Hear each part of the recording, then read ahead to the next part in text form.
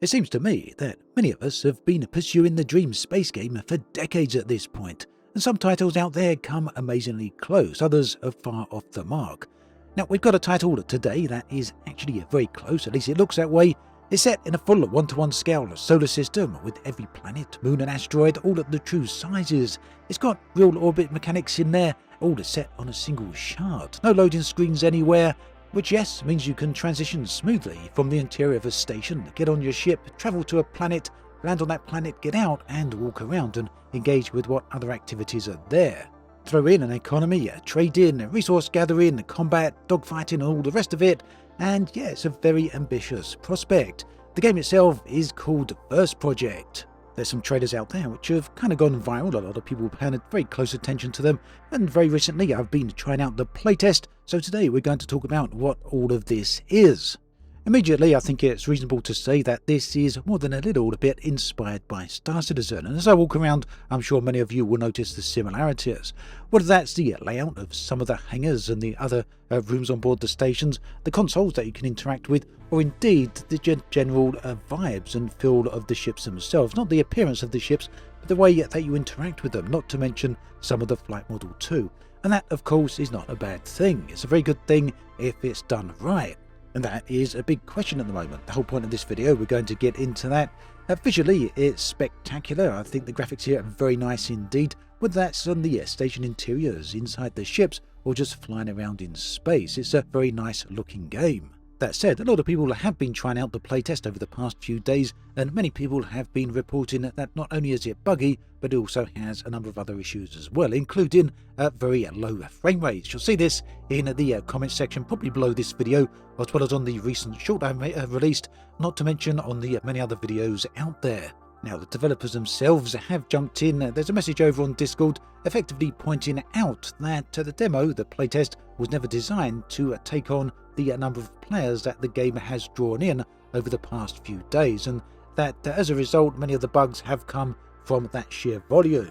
They've therefore closed the current playtest, at least closed invites as far as I can tell. That's what they're referring to, because I was still able to get into the playtest myself today, and I saw a number of other people in there as well. So it seems they've closed further invites to the playtest, and they've said rather than fix the current playtest, they'd rather focus on building up a true demo that's representative of where the game is today.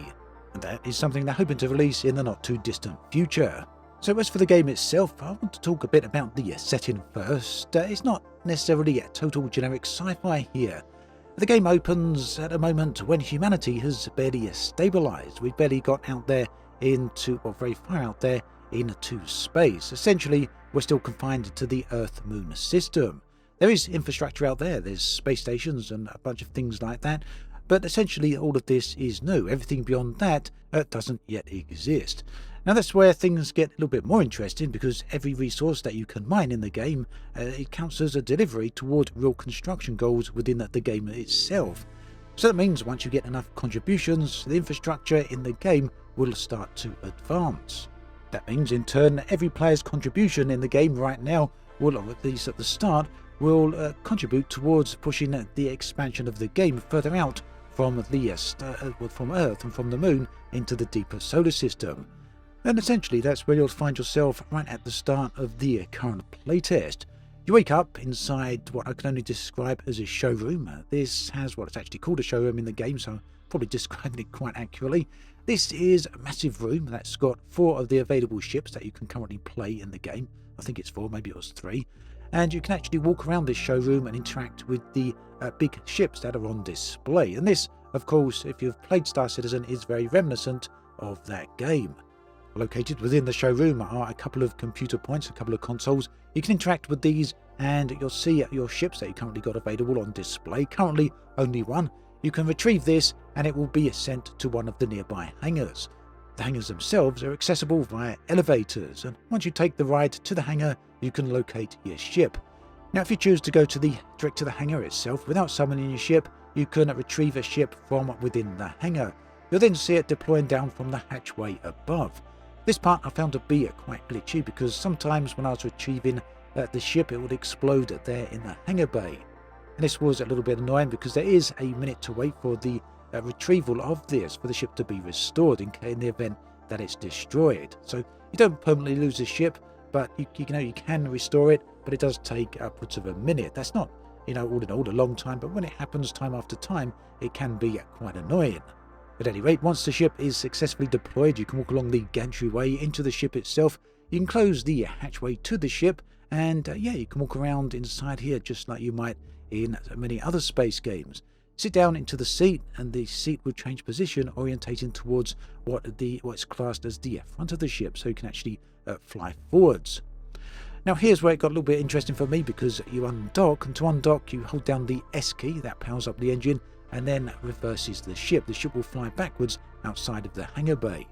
Initially that wasn't obvious to me. I kept trying to fly forwards and found my way blocked by essentially the ceiling of the hangar, and occasionally I moved around, damaged the ship, and just couldn't figure out how to get out of the station. Eventually though, just reversing out in a straight line and you're completely free. The station itself feels absolutely huge, and I do like the design of this. Visually, the aesthetics here is very nice indeed. But it's here where it all becomes very clear that this is just a tech demo, at least at the moment. There's nothing really in the way of deep gameplay. The trailers themselves show quite a lot going on, especially some combat. I wasn't able to try that out myself, but what I was able to do is keep accelerating upwards to fly towards the moon. Now you can see there is real orbital mechanics here, because when I started out the moon was quite visible, it had quite a bit of light on it, but the sun has set, it's passed behind the moon there, and we're going to have to fly around to the other side of the moon so we can get a bit of a visual of what that's all about. This takes a fair bit of time. There's no faster than light travel mode, you just keep accelerating upwards until eventually you're travelling very, very fast. If you're not careful, as you'll see towards the end of the video, you can bounce straight into the moon and destroy yourself, so you have to approach either slowly or at an angle and be very careful. Flying over the surface of the moon is pretty nice because you get to see the way the surface is made up. I do believe this is a bit of rough and ready at the moment. As we're down there, you'll see some rocks and other assets floating in the air, but this is giving us a really nice feel for what it's like. Outside, we can deploy the landing gear and slowly drift down towards the surface of the planet. I landed here on the kind of a slope. I was expecting the ship to trip over to kind of tip, but it didn't, fortunately.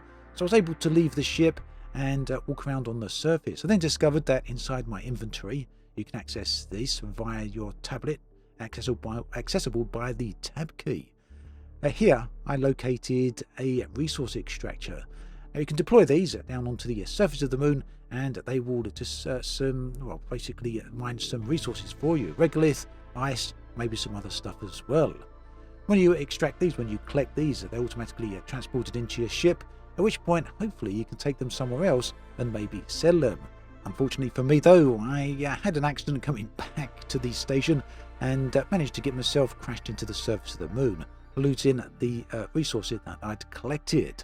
So yes, buggy, performance isn't absolutely fantastic. I'm running on an RTX 4090 here and getting around about 40 frames per second. I'm not even running on 4K. I believe this was 2560 by 1600 for the resolution, and the settings were set to high rather than ultra, or is it epic? Whatever the term is that they have above the high setting. I didn't have that. I was just using the high setting itself.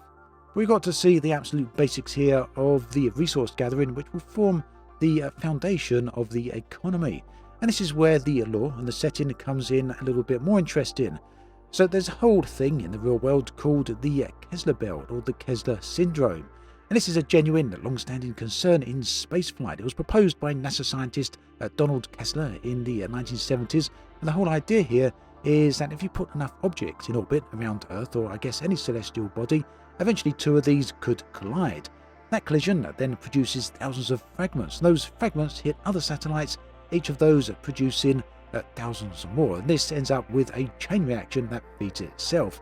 Any of you who have watched the movie Gravity will be aware of an idea of how this actually works.